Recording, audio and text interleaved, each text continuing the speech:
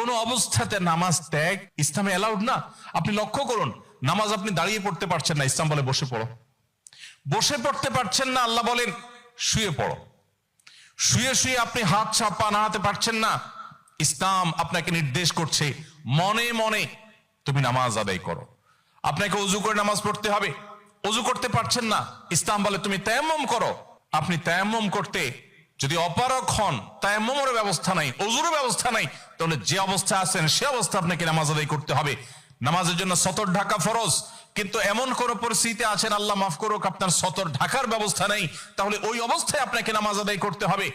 আপনি যদি এমন কোন পরিবেশে থাকেন যেখানে আপনার পবিত্র কাপড় থাকা নামাজের জন্য পূর্ব শর্ত, অথচ আপনার কাছে পবিত্র কোনো কাপড় নাই, তো ইসলাম ওই অবস্থা আপনাকে নামাজ পড়তে বলে। কেবলার দিকে ফিরে নামাজ পড়া ফরজ, কিন্তু কেবলা কোন দিকে আপনি জানেন না, জানার কোনো উপায় নাই, কাউকে জিজ্ঞেস করেও জানার ব্যবস্থা নেই, আপনার কম্পাসেরও সার্ভিস আপনার কাছে নাই, কোনোভাবে কেবলানের উপর আপনি করতে পারছেন না। এই রকম পরিস্থিতিতে অনুমান করে এই দিকে কেবলা হতে পারে ধারণা করে সেই দিকে ফিরে নামাজ পড়তে হবে, তারপর আপনাকে নামাজ আদায় করতে হবে। ভাইরা আমার, নামাজের গুরুত্ব এত বেশি বুঝেছেন সাহাবায়ে কেরাম যে যুদ্ধের মধ্যে, রণাঙ্গনের মধ্যে পর্যন্ত তীর এসে লেগেছে পায়ে, কিন্তু নামাজ ছাড়েননি। ওমর রাদিয়াল্লাহু তাআলা আনহু খলিফাতুল মুসলিমিন, তিনি বলেছেন লা হাজ্জা ফিল ইসলাম লিমান তারাকাস সালাহ, যে ব্যক্তি নামাজ ছেড়ে দেয়, যে ব্যক্তি নামাজ পড়ে না, এর ইসলামে কোনো অংশ নাই, সে নিজেকে মুসলিম দাবি করবার কোনো অধিকার নেই।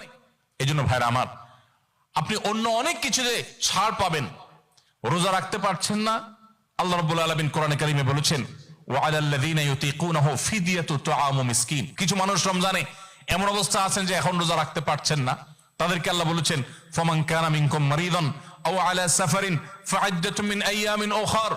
কেউ যদি অসুস্থতার কারণে, সফরে থাকার কারণে রোজা রাখতে কষ্ট হয়, তাহলে সে রমজানের রোজা না রেখে এই কয়েকটা রোজা, যেগুলো সফর কিংবা অসুস্থতার কারণে, কারো জ্বর হয়েছে, অসুস্থ হয়েছেন, রোজা রাখাটা টাফ হচ্ছে, তার পানি পান করতে হবে, তাকে মেডিসিন নিতে হবে, না হলে তার বিপদ হতে পারে, এইরকম সিরিয়াস পর্যায়ে অসুস্থ হলে আল্লাহ তাআলা তার জন্য কোরআনে বিধান দিয়েছেন সে এই রোজাগুলো ভেঙে রমজানের বাইরে অন্য সময় রোজা রাখতে পারবে।